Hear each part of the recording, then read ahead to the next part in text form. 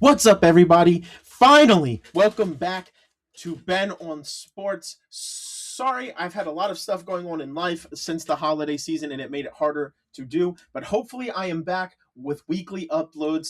If you wanted the rest of my NFL stuff, I posted all of it on Twitter, so go look at it there. I've been doing a lot of Olympics coverage, but for now, I'm talking about NASCAR Daytona Speed Weeks. The first week of the season is here, and I figured what a better return for me to come back than for NASCAR.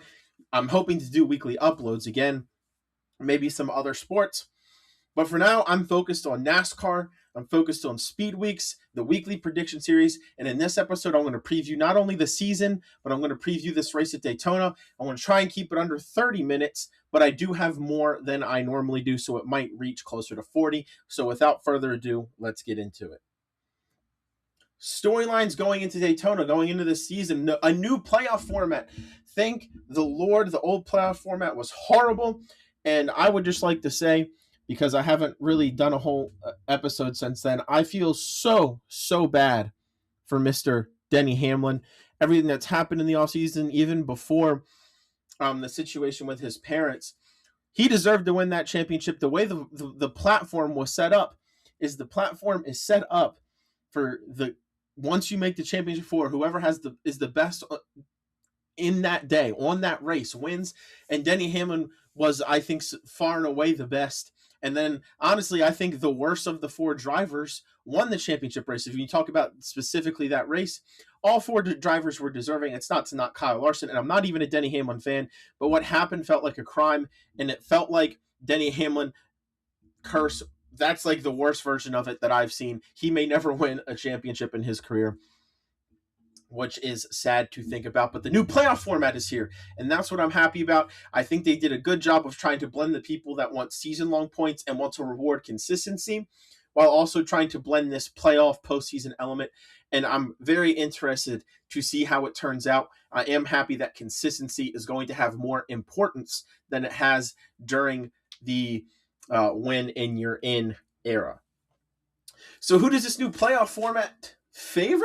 I think it's pretty obvious, but it favors some of these drivers that, yeah, maybe you can get a championship only winning 2 or 3 races, but it's going to favor those drivers who can take a 20th place car and get it in the 10th. Chase Elliott was really good at this last year. He didn't usually have winning speed, but he always had found a way to get good finishes, and that's what this playoff system figures. It's kind of like the old school. If you can find ways to get good finishes, even with bad cars or bad luck, you're going to be okay. There's still a priority on winning, because winning is worth significantly more points, and then you get significantly more points for being first and second in the regular season standings going into the playoffs. So there still is that level of importance. But I think it's probably also going to favor some of the larger teams. The last format favored, I think, smaller teams or maybe drivers who would only go to 1 or 2 type of tracks. This is going to swing the favor back into larger teams who are already largely winning the championship anyway, but usually those larger teams, your Hendrick, your Gibbs, your Penske, your 23XI, those are the ones that are going to be the most consistent throughout the season anyway. So maybe you'll see more of those drivers, even more separation between them and the rest of the pack. I'm excited. The championship race is at Homestead, back in Homestead.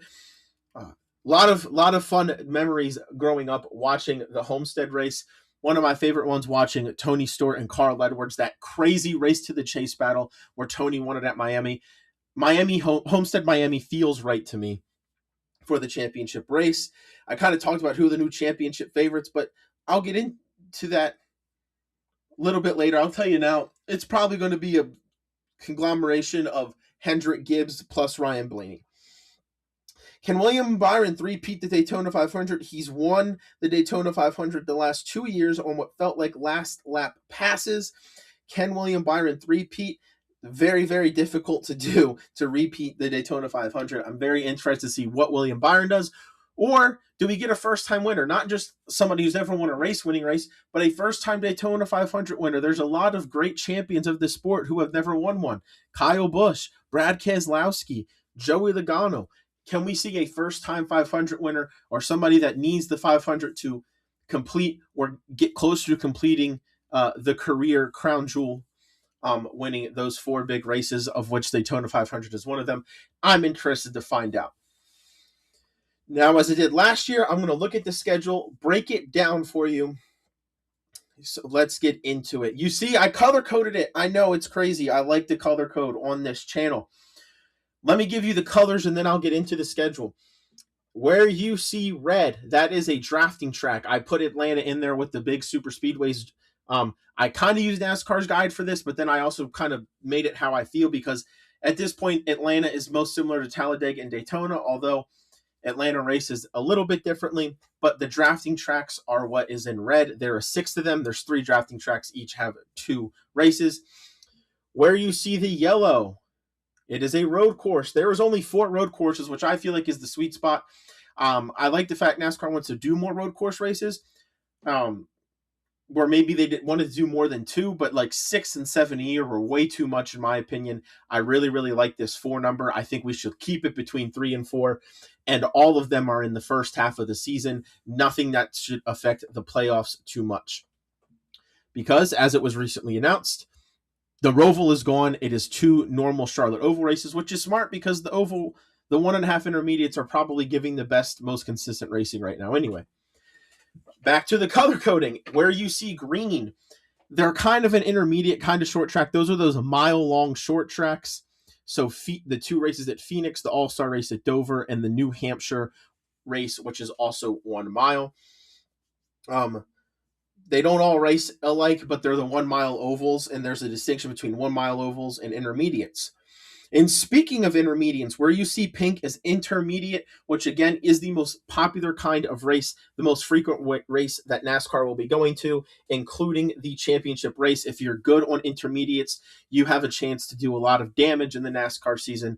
Those tracks are Vegas, Darlington, Kansas, Texas, Charlotte, Nashville, the return to Chicagoland in July, Worldwide Technology Raceway, otherwise known as St. Louis, and Homestead, Miami.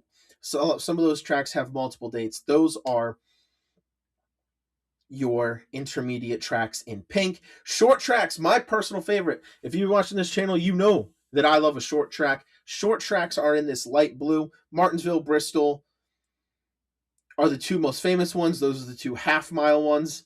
And then you have that in between half-mile and 1 mile with North Wilkesboro, Iowa, and Richmond, which those 3 tracks only have 1 race, and they all come within 4 weeks of each other. So, but yes, this is a short track channel. I love a short track. And then finally, the last type, the least, or the type of track with the least amount of races in orange, those are your super speedways that aren't drafting, that are 2.5 miles. Michigan, Pocono, and Indianapolis Motor Speedway. As you can see, just like last year in this 2026 schedule, we're going from the Daytona 500 to the Auto Trader 400 at Echo Park Speedway. I still call it Atlanta, and then into COTA. So 2 drafting tracks and a road course race to start the season. That could skew the standings, I think, for the first month. But eventually, as you can see, there's going to be quite a long line of races. After Austin, they go out to the West Coast with Phoenix and Vegas.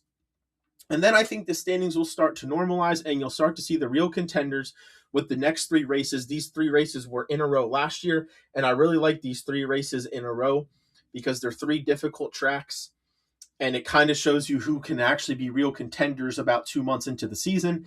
And that's Darlington, Martinsville, Bristol, 2 short tracks and an intermediate. Again, April will only have 3 races, as April 5th is an off week for NASCAR.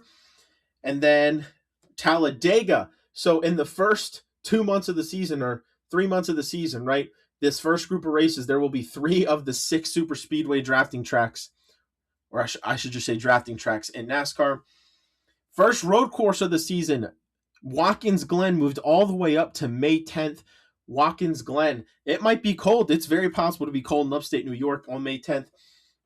Watkins Glen, first road course race of the season. And then May 17th is the All-Star race in Dover. What a crying shame this is, in my opinion. Put in the comments below if you agree with me. Dover is such a great track. There's been some great races, some great all-time moments. It had 2 races for the longest time, change in ownership, change a little bit in the schedule, and it went down to 1. They lost their playoff race, which it was always one of my favorite playoff races to watch. And now, not only do they not have 2 points paying race, they have 0 points paying race, and they have the All-Star race. And I just feel like the All-Star race should be at a more neutral track. Dover historically is a track where it's been Hendrick versus Joe Gibbs the last couple of years. Maybe one Ford finds their way up there, but it's such a difficult, weird track. Only the best teams and best drivers, and maybe that's good for an all-star race. But I think sometimes the all-star race is better when it's chaotic, in my opinion, and I just don't know if Dover is the best venue, and I don't feel like it's fair to the fans of that area because there's not a lot of tracks in that area for the all-star race to be in Dover. I think that's a horrible decision by NASCAR. They've made a lot of good ones the last year. I think they're listening to the fans more. I hope that the all-star race, this is the last time it's in Dover, I hope, personally. Put in the comments below if you agree with me. Second crown jewel event of the year, as always, Memorial Day weekend, the Coca-Cola 600 in Charlotte. And then after that, they head to Nashville. And then we get to June in the summer. Michigan and Pocono, back-to-back, 2 super speedway tracks. And then an event I'm very excited about, the Anduril 250 and Anduril 250 in Coronado, San Diego, out there at the Coronado military base with the Navy. First time racing out there. It will be a street course, road course combination. I think this is going to be a great event. I think it's cool. It's going to let NASCAR do, I think, a lot of great branding and outreach. I'm excited for it. I wish I could go. Don't think that's going to happen. But San Diego, Coronado, that road race at Coronado Naval Base on Father's Day weekend should be super exciting. And then they do their fourth road race of the season. Sorry, I said Watkins Glen was the first road race. It's actually COTA. Watkins Glen is the second on May 10th. And then the last road race of the season, June 28th in Sonoma, one of the 2 classic NASCAR road courses. And then that's kind of the end of the first half of the season. And then you get to July 4th weekend where NASCAR returns to Chicagoland. That race does not have a sponsor yet. So if you're looking at this, that's why it just says Chicagoland. And then in parentheses 400, it's going to be 400 miles. Return to Chicagoland. And then we start hitting some of these tracks a second time with Atlanta in July or Echo Park. Then North Wilkesboro, the return of points racing at North Wilkesboro. It's been a long time since North Wilkesboro held a points race. July 19th is the first time that is going to happen in a long time.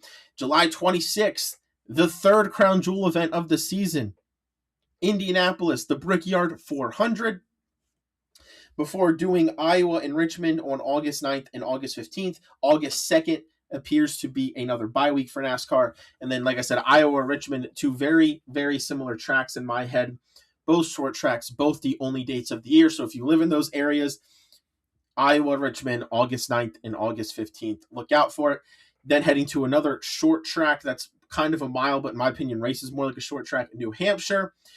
And then the final race of the regular season, the Coke Zero Sugar 400 back in Daytona, August 29th. And then the next weekend, the playoffs start, as they have had a lot recently, with the last crown jewel event of the year, the Cookout Southern 500 at Darlington. Then the only date at Worldwide Technology Speedway, St. Louis metropolitan area is what I'll call it, on September 13th. And then my vote for the 5th crown jewel event, the Bass Pro Shops night race at Bristol, 500 laps, September 19th. And there's no rounds this year, so you don't have to worry about, oh, that's the third playoff race. There is no rounds this year. So it's just who can collect the most points. And then in the playoffs, 2 of the first 3 races were intermediates. Then we get a short. And then the next 3 races are intermediates. Kansas, Las Vegas, Charlotte, the 27th of September, the 4th of October, the 11th of October.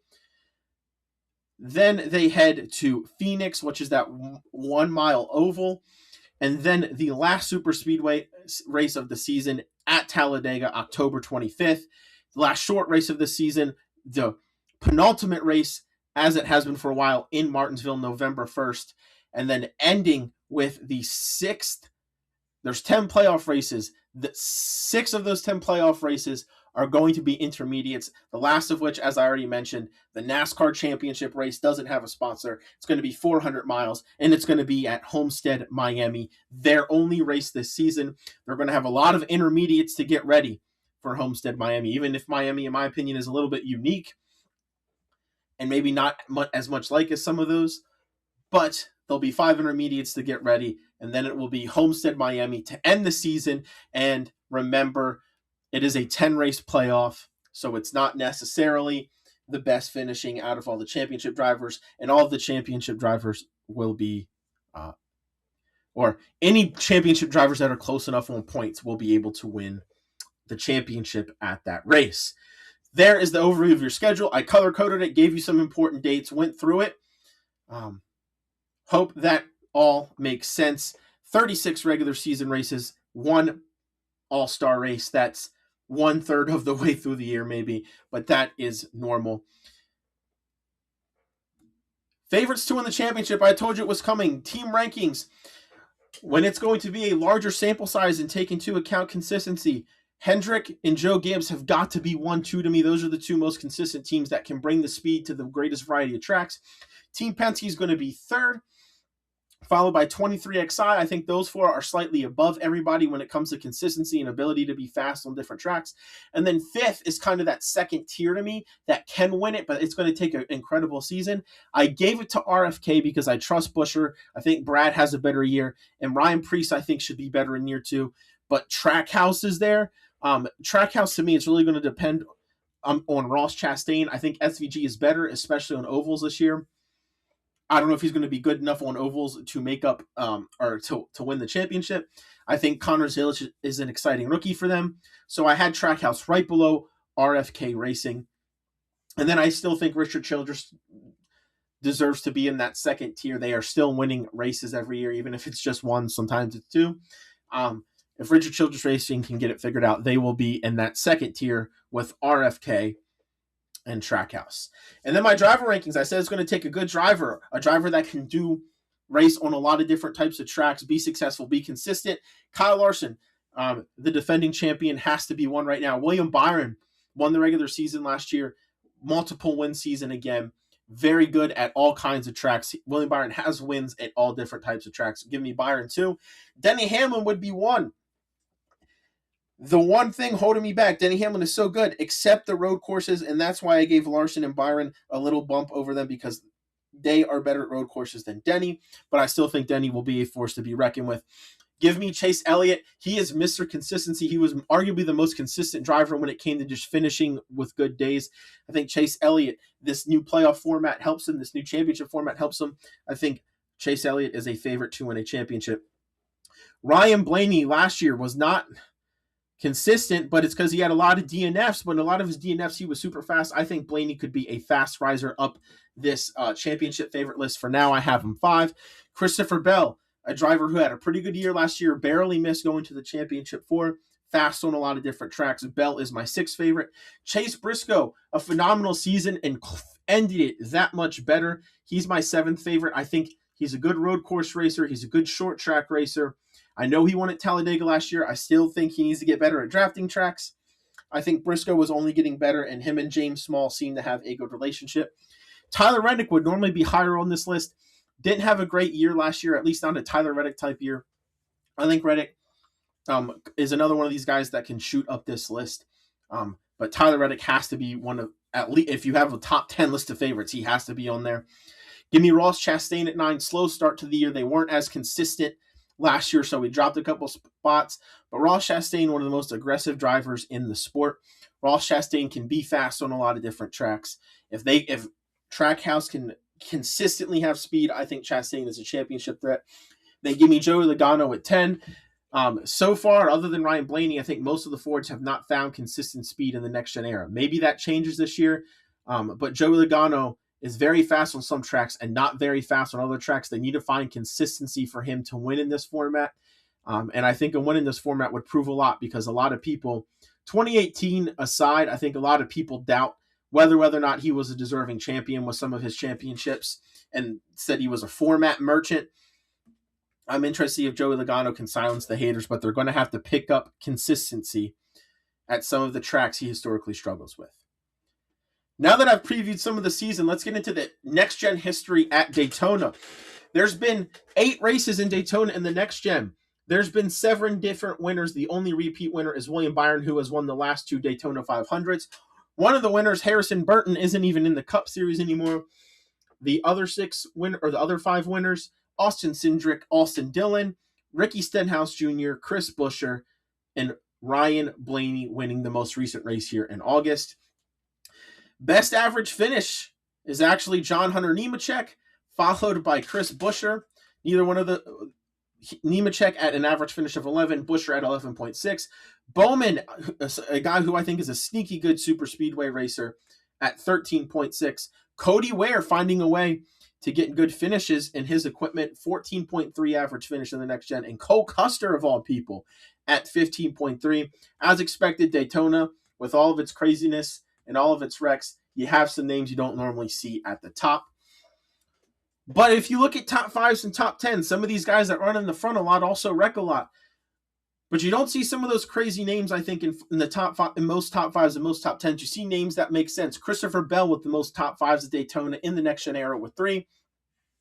9 guys are tied in second at 2. Those guys are Ryan Blaney, Alex Bowman, Chase Briscoe, Chris Buescher, William Byron, Austin Cindric, Joey Logano, Tyler Reddick, and Bubba Wallace. Most top 10s, Chris Buescher has 5.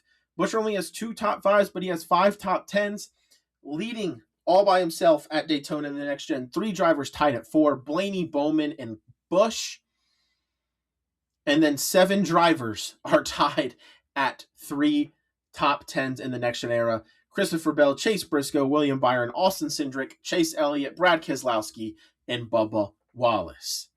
So with all that stats, who are my favorites to win Daytona? Team rankings, it's still Team Penske. I still think Ford's going to be fast this year.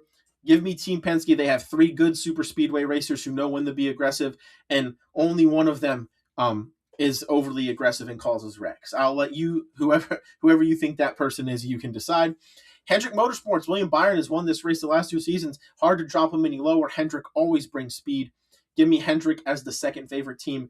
Joe Gibbs Racing 3. They won the last super speedway race. They won 2 drafting tracks last year. Denny Hamlin with Joe Gibbs Racing hasn't won in the next gen, was in position last year and has won 3 500s. I think Joe Gibbs has a good chance.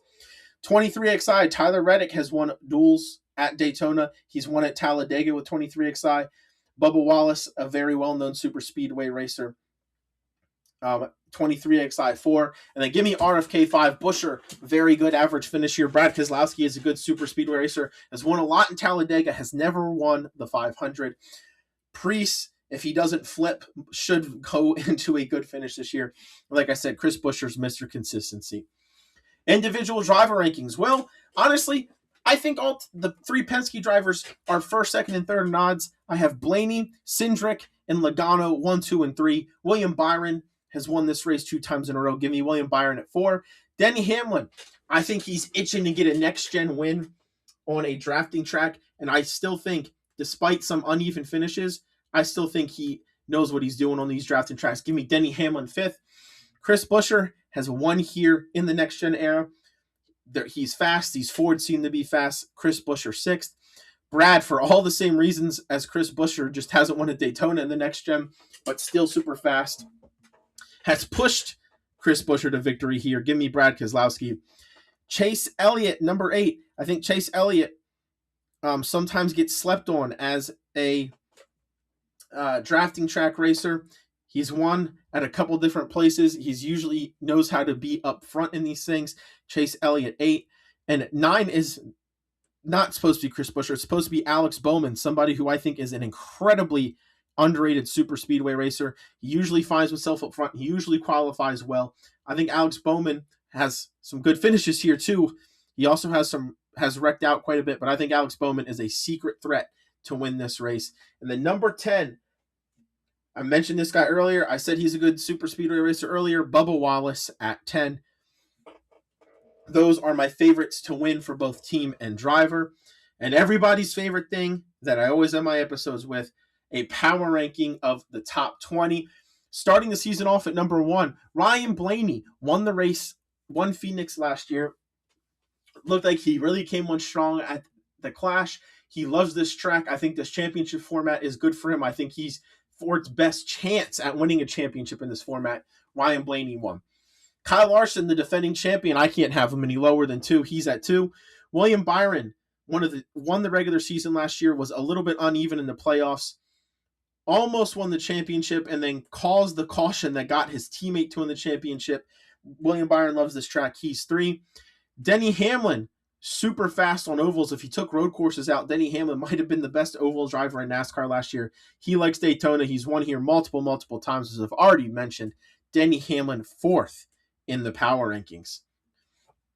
Chase Briscoe, the best season of his career last year, ended it well, has the most recent drafting track victory, winning in the playoffs at Talladega last year. Chase Briscoe has 2 top 5 finishes at the Daytona 500. Give me Chase Briscoe as a sneaky number 5 to start the year, followed by another Chase Elliott. Chase Elliott, I think, got a little bit better towards the end of the playoffs. I think Chase Elliott's Mr. Consistency. I think he's good at super speedways. Give me a Chase Elliott at 6. Christopher Bell, I think, is another driver that's getting better at drafting tracks. Sneakily has some finishes. He's not good finishes at Daytona. He's not a driver you think of necessarily when you think of super speedway racers. But I think Christopher Bell, this arguably is too low. He's usually a consistent driver, usually fast on a wide variety of tracks. He's somebody that's probably not going to stay this low long. Chris Buescher for now is a model of consistency. Was always a playoff threat. Was always a borderline top 10 guy. Wasn't awful at the Clash. They should be fast at Daytona. Give me Chris Buescher and 8.